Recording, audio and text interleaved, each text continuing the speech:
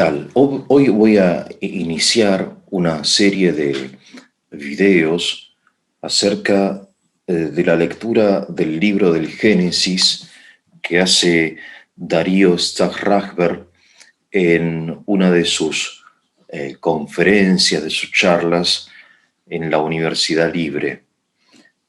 Él analiza, estudia el libro del Génesis y me parece interesante responder, criticar con respeto, pero con claridad la posición de Darío. Lo voy a hacer utilizando las frases que él dice en esta conferencia y después intentar junto con ustedes analizarlas, dejándole a ustedes, en fin, la decisión, ¿no? En primer lugar, quiero destacar una frase que me parece importantísima, que dice él, la voy a leer: el Génesis, se refiere al libro, ¿no? Al primer libro de la Biblia, fue utilizado por la institucionalidad religiosa. Es muy interesante ver cómo Darío, consciente o inconscientemente, aplica un concepto, un paradigma moderno a una realidad absolutamente distinta, diversa. Estamos hablando de más de 3.000 años de distancia con la redacción del Génesis, ¿no? Y sin embargo, él utiliza un término como el término libro, porque se trata de un libro. Cuando él habla del Génesis, no habla del relato, sino del libro, del texto escrito, y el concepto de institucionalidad religiosa, que es un concepto moderno, actual, más bien cristiano, ya que es en el cristianismo donde la religión adquiere una forma institucional. No se puede hablar de institucionalidad religiosa, por ejemplo, en el budismo, en el islam, ni siquiera en el judaísmo, sino es sobre todo en el cristianismo ortodoxo, ya sea católico, ya sea ortodoxo, o también luterano, donde la religión adquiere una forma institucional.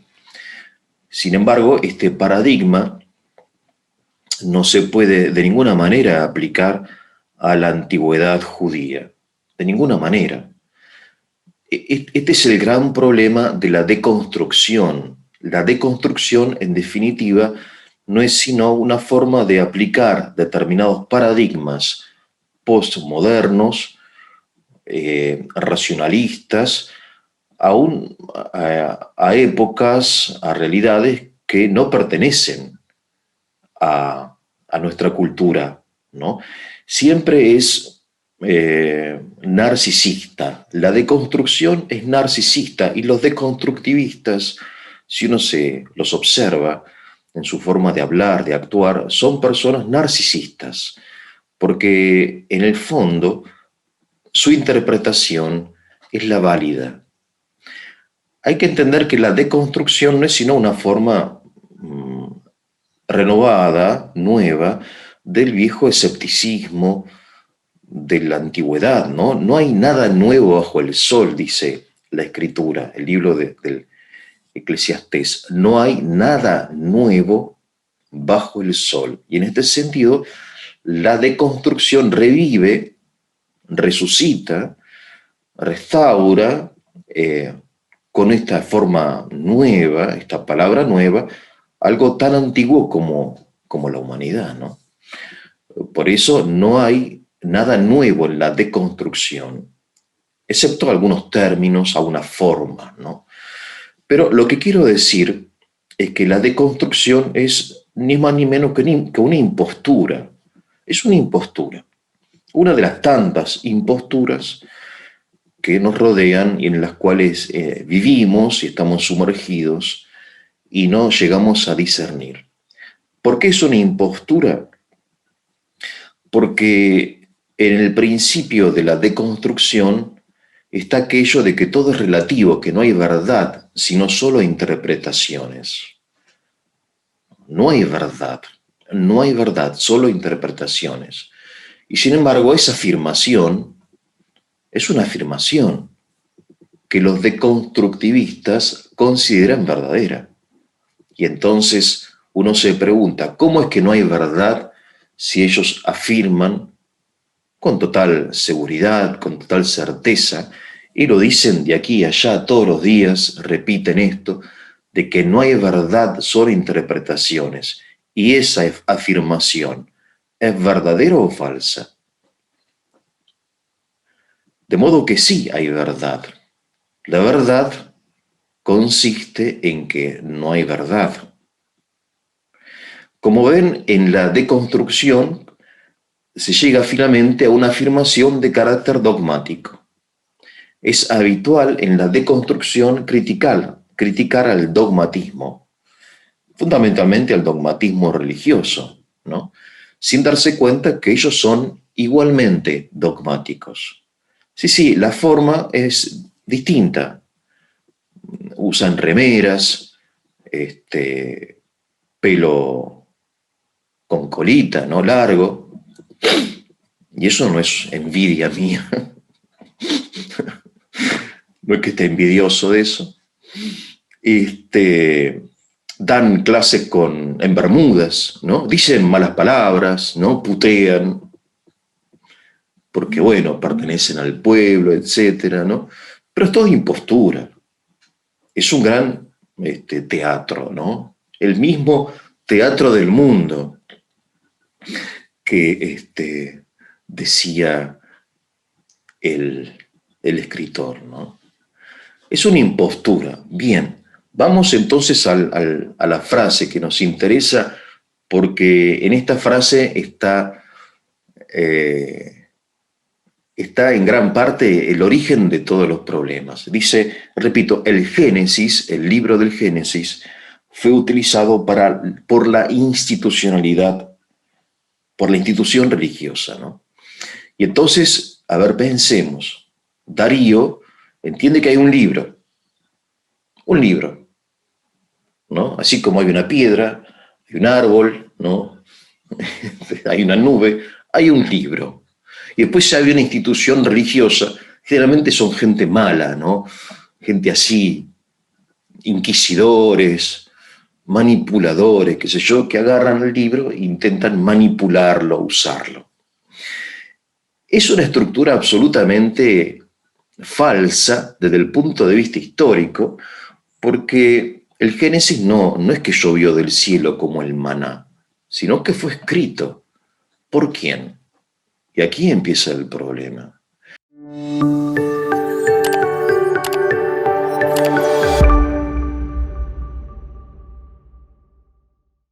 La realidad del libro es una realidad intermedia entre el autor o los autores del libro y el destinatario. ¿Y quién es el autor del Génesis? ¿No será esa misma institución religiosa? ¿Y esa institución religiosa no será el pueblo de Israel? Es interesante. Esta estructura que Darío nos propone, pensando que hay un libro y que hay una institución que intenta manipularlo, ¿no? Como lo hemos visto en estas fantasías de Dan Brown, ¿no? El Código Da Vinci, todas esas tonterías, tienen su origen en Lutero. Es interesante. Es Lutero el primero que propone esta visión nueva de la historia del cristianismo, a saber, que hay una Biblia y en la lectura de la Biblia, surge la fe, ¿no? Como dice San Pablo, la fe procede de la palabra, de la predicación. Y entonces esa fe, compartida por muchas personas, forma una comunidad llamada iglesia. De modo que está la Biblia, que es una predicación escrita. Está la fe, que es una gracia de Dios, y está la iglesia. En realidad, en la historia, ¿no? La verdad histórica, que es lo que hoy nos interesa, es contraria, a saber, es la iglesia la que en su memoria viva decide escribir en forma definitiva los recuerdos de los apóstoles, las memorias apostólicas, como por ahí se llamaban los evangelios en la antigüedad, que son los evangelios, sino memorias biográficas de los apóstoles o de algunos de sus discípulos, ¿no? El caso de Lucas y de Marcos, y las cartas de San Pablo, que conservan y después se constituye el canon bíblico. De modo que no es la iglesia la que procede de la Biblia, sino es la Biblia la que fue escrita por la iglesia. Y en la iglesia por los pastores o sus ayudantes, sus secretarios, ¿no? De modo semejante, en el Antiguo Testamento vemos la misma estructura. Es el pueblo de Israel y en él los pastores, en particular Moisés, que es designado por Dios. No es una institución religiosa jerárquica con oficinas, con departamentos de recursos humanos o marketing, qué sé yo, es el líder del pueblo, Moisés, y después otros líderes durante el exilio en Babilonia, porque la historia de la redacción del Génesis no es para nada sencilla. Los que conservan y fijan una tradición oral. Y esto es muy importante también, darnos cuenta que la cultura antigua es una cultura de tradición oral, no escrita. Es el relato, y es el relato que transmiten las madres a sus hijos, y estos hijos a los hijos de a sus hijos, ¿no? Y es en ese pueblo, como en una tierra viva y fecunda, fértil, donde se conserva en forma oral la tradición bíblica, el texto, el relato bíblico. La razón es muy sencilla. En aquella época los libros eran un lujo. Se escribían en papiros o en cueros, ¿no? En pergaminos. Y entonces, ¿cómo se conservaba, cómo se transmitía la fe? No mediante la lectura de libros, sino más bien la enseñanza oral, la transmisión oral, la tradición. De modo que no es que haya un libro y después una institución la manipula como se podría imaginar Darío, ¿no? Como en esta especie de fantasías que tienen los anticlericales, ¿no? Sino que es todo lo contrario. Es esta institución, que eso no es una institución en el sentido moderno, sino que es un pueblo, un grupo humano, son tribus, son clanes, ¿no?